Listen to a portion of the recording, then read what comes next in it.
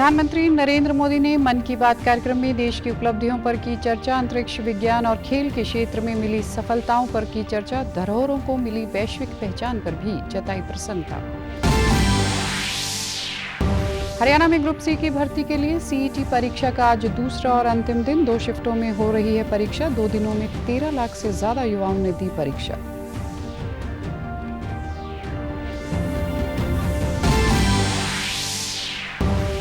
Cabinet मंत्री कृष्ण बेदी ने खरल गांव में धन्यवादी दौरे के दौरान 14 करोड़ के विकास कार्यों का किया ऐलान। बोले 17 अगस्त को सीएम सैनी क्षेत्र के विकास को देंगे नई दिशा। और प्रदेश में हर्षोल्लास से मनाया गया संस्कृति का प्रतीक पर्व तीज। मुख्यमंत्री ने प्रदेशवासियों को दी शुभकामनाएं। एक्स पर संदेश साझा कर कहा, सौभाग्य, प्रेम और नव ऊर्जा का प्रतीक है तीज। नमस्कार, मैं हूं आरजू। अब समाचार विस्तार से। प्रधानमंत्री नरेंद्र मोदी ने आज मन की बात कार्यक्रम की 124वीं कड़ी में देशवासियों के साथ विचार साझा किए। इस दौरान प्रधानमंत्री ने देश की सफलताओं का उल्लेख करते हुए अंतरिक्ष विज्ञान और खेल के क्षेत्र में मिल रही उपलब्धियों पर बात की। पीएम ने भारतीय अंतरिक्ष यात्री शुभांशु शुक्ला की सफल अंतरिक्ष यात्रा को देशवासियों के लिए प्रेरणादायी बताया। पीएम ने कहा कि 21वीं सदी के भारत में आज विज्ञान एक नई ऊर्जा के साथ आगे बढ़ रहा है। उन्होंने इंस्पायर मानक अभियान का जिक्र कर कहा कि यह बच्चों की इनोवेशन को बढ़ावा देने का अभियान है। शुभांशु धरती पर सुरक्षित उतरे, लोग उछल पड़े, हर दिल में खुशी की लहर दौड़ गई, पूरा देश गर्व से भर गया। साइंस को लेकर, स्पेस को लेकर बच्चों में एक नई जिज्ञासा भी जागी। अब छोटे छोटे बच्चे कहते हैं, हम भी स्पेस में जाएंगे, हम भी चांद पर उतरेंगे, स्पेस साइंटिस्ट बनेंगे। इससे अब तक लाखों बच्चे जुड़ चुके हैं और चंद्रयान 3 के बाद तो इनकी संख्या दोगुनी हो गई है। देश में स्पेस स्टार्टअप भी तेजी से बढ़ रहे हैं। अगले महीने मुंबई में एस्ट्रोनॉमी और एस्ट्रोफिजिक्स ओलंपियाड होने जा रहा है। इसमें 60 से ज्यादा देशों के छात्र आएंगे, वैज्ञानिक भी आएंगे। यह अब तक का सबसे बड़ा ओलंपियाड होगा। पीएम ने कहा कि भारत को सपोर्टिंग सुपर पावर बनाने में खेलो भारत 2025 की अहम भूमिका है। गांव, गरीब और बेटियां इस नीति की प्राथमिकता हैं। प्रधानमंत्री ने कहा कि युवाओं की वैज्ञानिक सोच और फिटनेस के प्रति लगाव से ही आत्मविश्वास और मजबूत भारत के निर्माण का रास्ता निकलता है। इसके साथ ही प्रधानमंत्री ने स्थानीय उत्पाद और हैंडलूम हमारी सांस्कृतिक विविधता की मिसाल है। आज के दौरे में टेक्सटाइल के क्षेत्र में काम कर रहे सैकड़ों स्टार्टअप से भारत की हैंडलूम को वैश्विक पहचान दी है। उन्होंने कहा कि भारत की विविधता की सबसे खूबसूरत झलक हमारे लोकगीतों और परंपराओं में देखने को मिलती है। आज जब देश विकसित भारत बनने के लिए कदम बढ़ा रहा है, तो टेक्सटाइल सेक्टर देश की ताकत बन रहा है। गांवों की महिलाएं, शहरों के डिजाइनर, बुजुर्ग बुनकर और स्टार्टअप शुरू करने वाले हमारे युवा सब मिलकर इसे आगे बढ़ा रहे हैं। क्या आपने कभी सुना है कि कीर्तन के जरिए फॉरेस्ट फायर के प्रति लोगों को जागरूक किया जाए? लेकिन उड़ीसा के क्योंझर जिले में एक अद्भुत कार्य हो रहा है। यहां राधा कृष्ण संकीर्तन मंडली नाम की एक टोली है। भक्ति के साथ साथ ये टोली आज पर्यावरण संरक्षण का भी मंत्र जप रही है। गीतों के माध्यम से लोगों को समझाया कि जंगल में लगने वाली आग से कितना नुकसान होता है। प्रधानमंत्री ने किलों के महत्व का उल्लेख करते हुए यूनेस्को द्वारा 12 मराठा किलों को वर्ल्ड हेरिटेज साइट के रूप में मान्यता देने की प्रसन्नता व्यक्त की। उन्होंने देश की आजादी और देश के लिए मर मिटने वाले वीरों को भी याद किया। मुख्यमंत्री नायब सिंह सैनी ने आज पंचकुला में भाजपा प्रदेश कार्यालय पंचकमल में पार्टी कार्यकर्ताओं और स्थानीय निवासियों के साथ प्रधानमंत्री मोदी का लोकप्रिय मन की बात कार्यक्रम सुना। इस दौरान उन्होंने प्रदेश कार्यालय में रुद्राक्ष का पौधा भी लगाया। कार्यक्रम सुनने के बाद मुख्यमंत्री ने प्रेस वार्ता में कहा कि मन की बात कार्यक्रम से प्रधानमंत्री देश के ऐसे प्रतिभावान लोगों को अवगत कराते हैं जो हमारी संस्कृति से जुड़े हैं और समाज व देश के लिए कुछ किया है।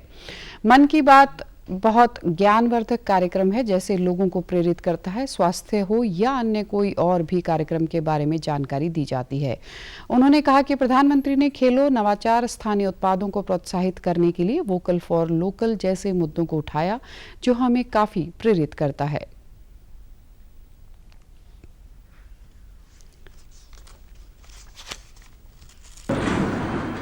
महीने के अंतिम रविवार को मन की बात कार्यक्रम के माध्यम से देश के ऐसे प्रतिभावान लोगों, हमारी संस्कृति के पर्वों या हमारे ऐसे महान व्यक्तित्व जिन्होंने समाज और देश के लिए कुछ किया है, ऐसे लोगों की स्टोरीज, ऐसे लोगों के बारे में देश को अवगत कराते हैं, जिससे देश के लोगों को प्रेरणा मिलती है। सीईटी के सफल आयोजन को लेकर मुख्यमंत्री ने कहा कि सभी व्यवस्थाएं बच्चों के लिए की ताकि बच्चों को किसी प्रकार की कोई परेशानी न हो और एक खुशनुमा माहौल के अंदर अपनी परीक्षा दे। हरियाणा के सभी अधिकारीगण, रोडवेज के सभी कर्मचारियों, पुलिस के अधिकारी व कर्मचारियों एवं आमजन ने एक टीम के तौर पर काम किया है। सीईटी की परीक्षा एक पर्व के रूप में मनाया जा रहा है। सभी को धन्यवाद व बधाई। सभी कर्मचारियों ने मिशन मोड में लगे रहे। हमने व्यवस्थाएं बच्चों के लिए कि बच्चों को किसी प्रकार की दिक्कत ना आए और वो एक खुशनुमा माहौल के अंदर अपना पेपर दे, उसके ऊपर किसी प्रकार का दबाव ना हो, ये व्यवस्थाएं हमने खड़ी की हैं। मैं धन्यवाद देता हूं कि हरियाणा के हमारे एक हरियाणा टीम के रूप में मिलकर के जिन्होंने काम किया है, चाहे हमारे सभी अधिकारीगण हों, हमारे रोडवेज के कर्मचारीगण हों, हमारे पुलिस के अधिकारीगण हों या हमारे जो स्टाफ में लगे हुए लोग हों। और मैं तो जिन लोगों ने, जो बच्चों के माँ बाप, उनके पेरेंट्स आए हैं, उनके लिए जो छबिलें भी लगाई हैं। भाजपा प्रदेश अध्यक्ष मोहनलाल के नेतृत्व में आज लोगों ने सोनीपत में मन की बात कार्यक्रम की 124वीं कड़ी को सुना। प्रदेश अध्यक्ष ने मन की बात कार्यक्रम सुनने के बाद कहा कि आज प्रधानमंत्री ने जहां देश की सांस्कृतिक और धरोहर की बात की गई, वहीं मेक इन इंडिया के विजन पर भी चर्चा की। साथ ही स्वदेशी वस्तुओं के प्रयोग को बढ़ावा देने को प्रोत्साहित किया। उन्होंने कहा कि सभी को प्रधानमंत्री नरेंद्र मोदी के मन की बात कार्यक्रम को सुनना और देखना चाहिए ताकि देश को नई दिशा व दशा मिल सके। उन्होंने सभी प्रदेशवासियों को हरियाली तीज की शुभकामनाएं दी। इस दौरान उपस्थित लोगों ने भी अपने विचार साझा किए।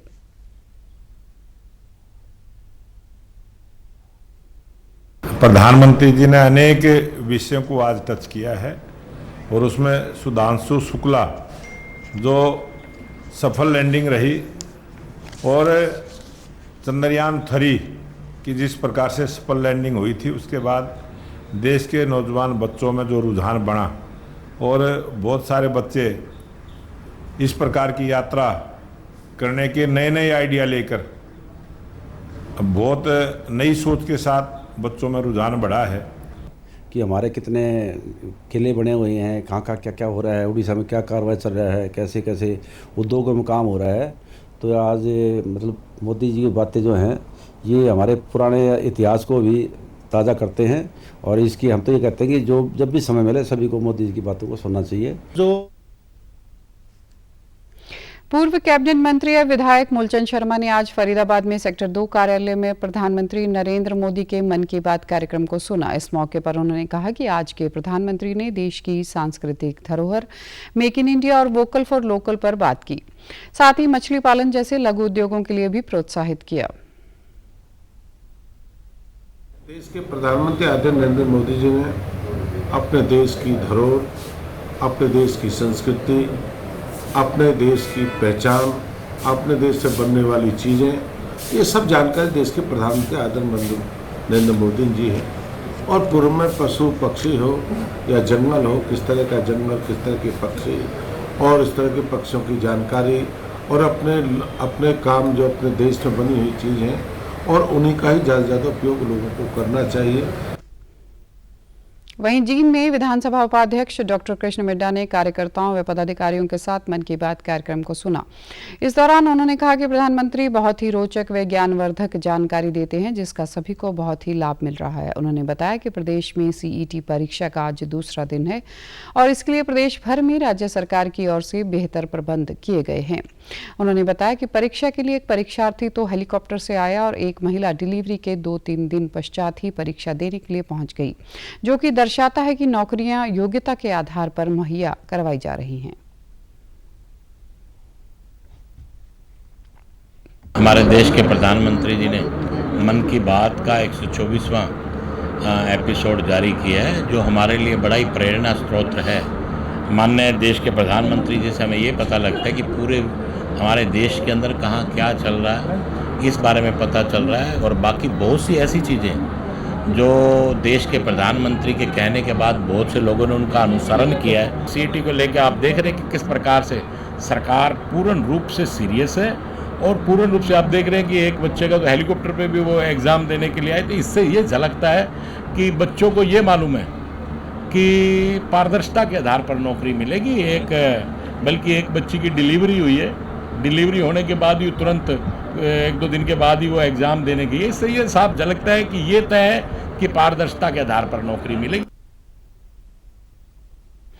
खेल राज्य मंत्री गौरव गौतम ने आज भाजपा कार्यकर्ताओं और स्थानीय निवासियों के साथ पलवल के ईश्वर नगर में प्रधानमंत्री नरेंद्र मोदी के मन की बात कार्यक्रम को सुना। इसके बाद उन्होंने 1 करोड़ 28 लाख रुपए की लागत से विकास कार्यों का शुभारंभ किया। इस दौरान गौरव गौतम ने कहा कि आज पीएम मोदी ने समाज, नवाचार और राष्ट्र निर्माण से जुड़े विषयों पर चर्चा की।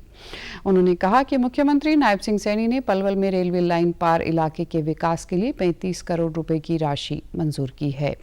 वार्ड नंबर 1 से 10 तक में गलियों और रास्तों का निर्माण किया जाएगा। विकास कार्यों को पूर्ण होने के बाद ईश्वर नगर का स्वरूप अलग ही दिखाई देगा।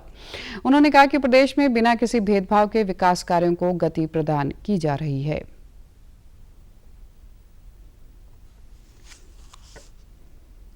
नरेंद्र मोदी जी के मन की बात का कार्यक्रम सुना है और उद्घाटन समारोह का कार्यक्रम आज ईश्वर नगर लाइन पार के इलाके में हुआ है। आज जो प्रधानमंत्री जी ने स्वच्छता से लेकर हर चीज का जो संदेश दिया है, बहुत सारे युवा उसको अपने जीवन में उतारकर समाज में अच्छा प्रेरणा का काम करने का काम करें। वार्ड नंबर 1 से और 10 तक 35 करोड़ रुपए की घोषणा यहाँ के विकास काम के लिए की थी। आज हमने 1 करोड़ 28 लाख की शुरुआत से रोड बनाया है, उसका उद्घाटन किया है। आने वाले 1 हफ्ते के अंदर हमने 3-4 रोड्स का और उद्घाटन करना है। वरिष्ठ भाजपा नेता और छत्तीसगढ़ के पूर्व राज्यपाल बलराम दास टंडन की पुण्य स्मृति में आयोजित व्याख्यान में भाजपा के राष्ट्रीय प्रवक्ता व राज्यसभा सदस्य सुधांशु त्रिवेदी ने बतौर मुख्य अतिथि शिरकत की। इस मौके पर उन्होंने कहा कि बलराम दास टंडन जी का जीवन हम सब के लिए प्रेरणा स्रोत है। आपातकाल के खिलाफ उनका संघर्ष भुलाया नहीं जा सकता। वे कभी अपनी विचारधारा से नहीं डिगे। उनका मानना था कि विपरीत परिस्थितियों में से रास्ता निकालने की कला ही जीवन है। उन्होंने कहा कि भाजपा आज जिस मुकाम पर पहुंची है उसमें बलराम दास जैसी शख्सियतों का अहम योगदान है। उन्होंने यह भी कहा कि आने वाले समय पंजाब में भाजपा के लिए एक बहुत ही सकारात्मक वातावरण उत्पन्न होगा। हमारी पार्टी के जनसंघ काल से आधार स्तंभ रहे बलराम दास जी टंडन जी की स्मृति में वो इस व्याख्यान में आया और मैं ये कह सकता हूं कि पंजाब में भारतीय जनता पार्टी के प्रति एक बहुत सकारात्मक वातावरण आने वाले समय में उत्पन्न होगा, क्योंकि पंजाब ने एक प्रयोग करके देख लिया और मुझे लगता है दिल्ली में जो प्रयोग हुआ था पंजाब को अब उससे बहुत अच्छी तरीके से चीज समझ में आ गई होगी कि आज जब भारत नई दिशा में नई ताकत के साथ उभर रहा है तो किसी एक्सपेरिमेंटल पॉलिटिक्स के लिए अब कोई जगह नहीं है। इस मौके पर भाजपा नेता संजय टंडन ने कहा कि उनके पिता बलराम दास जी टंडन समाज और देश की सेवा के लिए हमेशा तैयार रहते थे।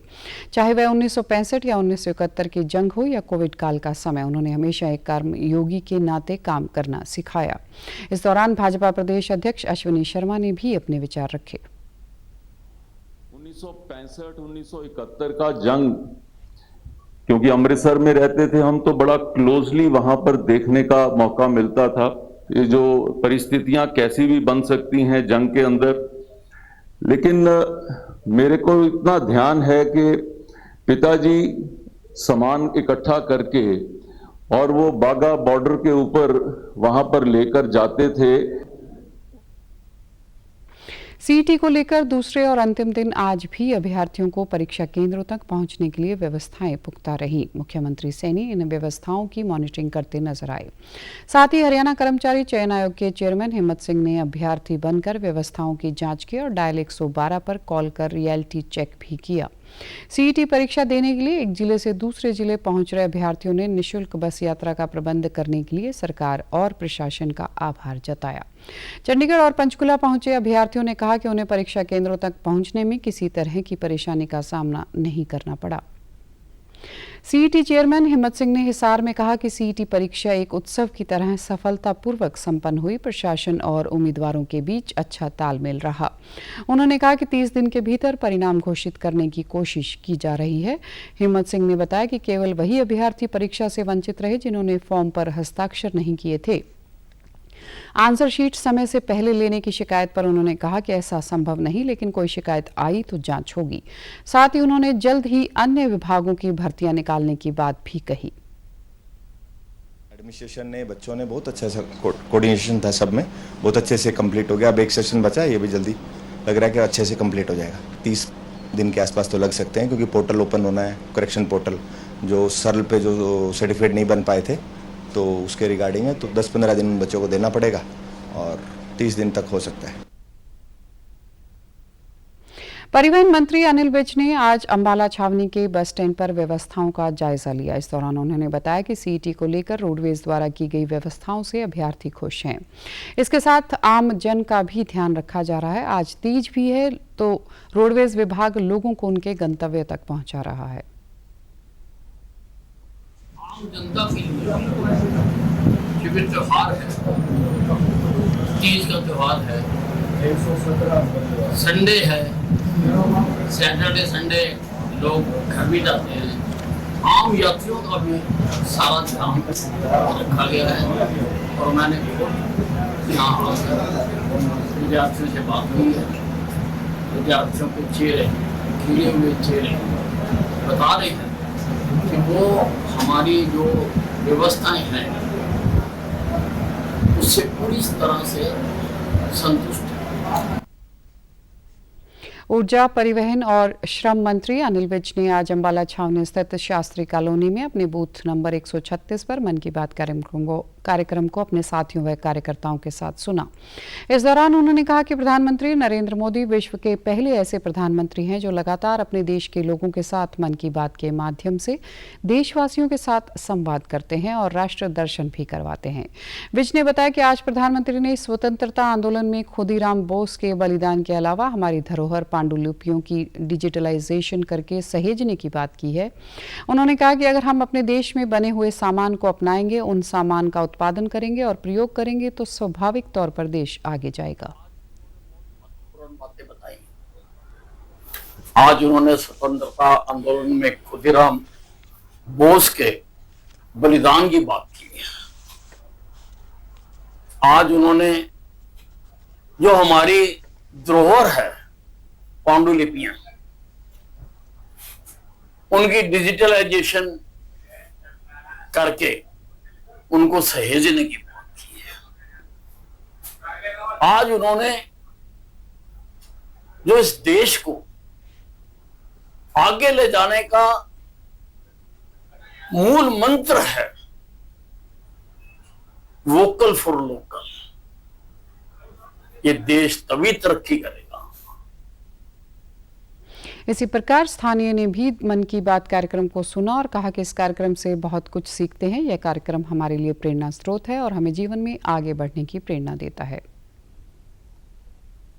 जो मोदी जी हमें बहुत प्रभावित करते हैं, उनसे हमें बहुत ही प्रेरणा मिलती है, उनकी बातें हमें बहुत ही उत्साह देती है, मोटिवेशन देती है। जैसे कि यहाँ पे सारी महिलाएं एकत्रित हुई हैं, उन्होंने मन की बात सुनी मोदी जी की, कि मोदी जी ने यहाँ पे खेलों के बारे में बताया, अंतरिक्ष के बारे में बताया, और मोदी जी की मन की बात सुनी जिसके अंदर हमें खेल कूद के बारे में, पांडुलिपियों के बारे में बहुत सारी जानकारी मिली, और महिलाओं को विभिन्न खेलकूद कैसे किया जाए, किस किस स्तर पे किया जाए, और घर में भी छोटे छोटे खेलकूद कैसे किए जाते हैं, उसके बारे में प्रेरित किया गया। सीईटी के अभ्यर्थियों को परीक्षा देने में किसी भी प्रकार की बाधा का सामना न करना पड़े, इसके लिए प्रशासन ने पुख्ता प्रबंध किए हैं।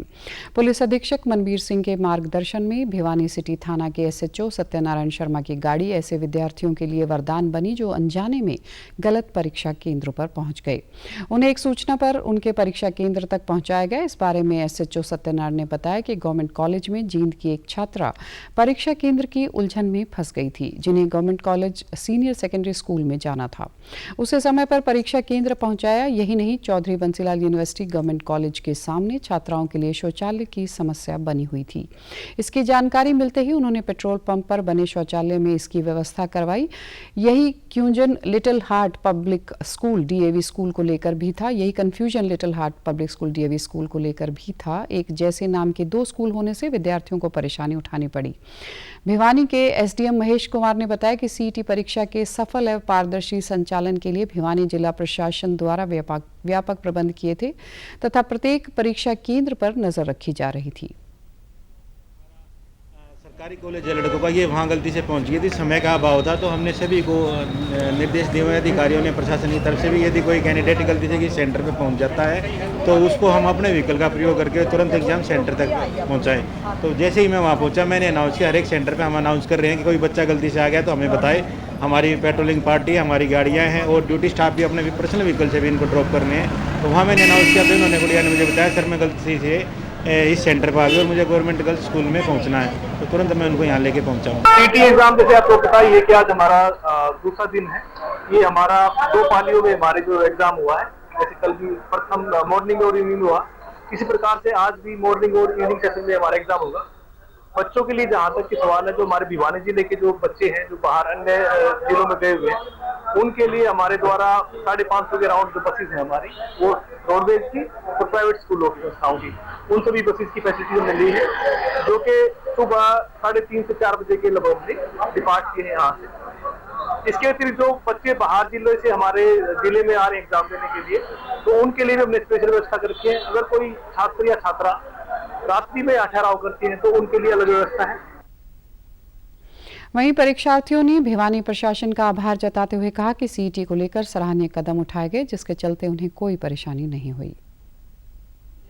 कंफ्यूज हो गई थी कॉलेज में और स्कूल में, इसलिए मैं कॉलेज में पहुंच गई थी, इसलिए तो सर मेरे को वहाँ मिले, सर ने मेरे को यहाँ ड्रॉप किया है। यहाँ पे पेट्रोल पंप पे वॉशरूम खुला नहीं था, वो बंद कर रहे थे बार बार, तो एसएचओ सर को कंप्लेन करी तो उन्होंने जाके हेल्प करी और वॉशरूम खुलवाया। बच्चा हैंडीकैप था 100%, तो उसको स्क्रीप बिठाने नहीं दे रहे थे। स्क्रीप जो बच्चा उसकी तरह दूसरा बैठना था वो वापस कर दिया था। उसके बाद में महेश सर एसडीएम साहब इधर आए हुए थे, उनसे मैंने बात करी, उन्होंने सीएमओ से बात करी और उनको बच्चे को अंदर ले गए और अभी स्क्रीप बैठेगा उसकी जगह, 10x बैठेगा दूसरा। फरीदाबाद और नूंह जिले से आए परीक्षार्थी पलवल जिले में बने 32 केंद्रों पर परीक्षा देने पहुंचे। जिला केंद्रों पर पुलिस और जिला प्रशासन द्वारा व्यापक सुरक्षा इंतजाम किए गए। गांव अगवानपुर स्थित ट्रांसपोर्ट नगर में बनाए गए विशेष शटल पिकअप पॉइंट पर रोडवेज बसों से परीक्षार्थी को पहुंचाया गया। वहां से उन्हें स्कूल बसों से परीक्षा केंद्रों तक पहुंचाया गया। इस दौरान परीक्षार्थियों ने कहा कि परीक्षा केंद्रों तक निःशुल्क पहुंचाने के लिए सरकार की ओर से की गई व्यवस्था बेहतरीन है। परीक्षा केंद्रों तक पहुंचने में कोई परेशानी नहीं हुई। किसी भी तरह की कोई दिक्कत नहीं है हमें, और आज हमारा एग्जाम है और GGDS कॉलेज में हमारा साइकिल पड़ा हुआ है। गवर्नमेंट ने पूरी फैसिलिटी दी हुई है, किसी भी तरह की कोई दिक्कत नहीं है। बल्लभगढ़ बस स्टैंड से हमने बस ली है, वहाँ से पिक किया और यहाँ भी हमें पूरी बस फैसिलिटी कॉलेज तक दी गई है। किसी भी तरह की कोई प्रॉब्लम नहीं है। गवर्नमेंट ने मतलब पहली बार ऐसा किया है कि विद्यार्थियों को किसी भी तरह की कोई दिक्कत नहीं हो रही। सीट विद्यार्थियों के लिए बहुत अच्छी सुविधा कर रखी है। मैं मुख्यमंत्री नरेंद्र सिंह सैनी से कहना चाहता हूँ कि हमारे लिए जो मेंस में भी सुविधा ऐसी ही करी जाए। वेल सुविधा है बहुत ही अच्छी। बस पे स्कूल का सेंटर का नाम लिखा होगा तो वहाँ से आराम से लेके आए, सारी चीजें खुद ही मतलब पता चल गई, ऐसे पूछने में या ढूंढने में कोई दिक्कत नहीं होगी। सामाजिक न्याय व अधिकारिता मंत्री कृष्ण कुमार बेदी ने आज उपमंडल के गांव खरल स्थित कन्या गुरुकुल में अपने धन्यवादी दौरे के दौरान कहा कि 17 अगस्त को मुख्यमंत्री नायब सिंह सैनी के नरवाना आगमन से क्षेत्र के विकास को नई दिशा मिलेगी।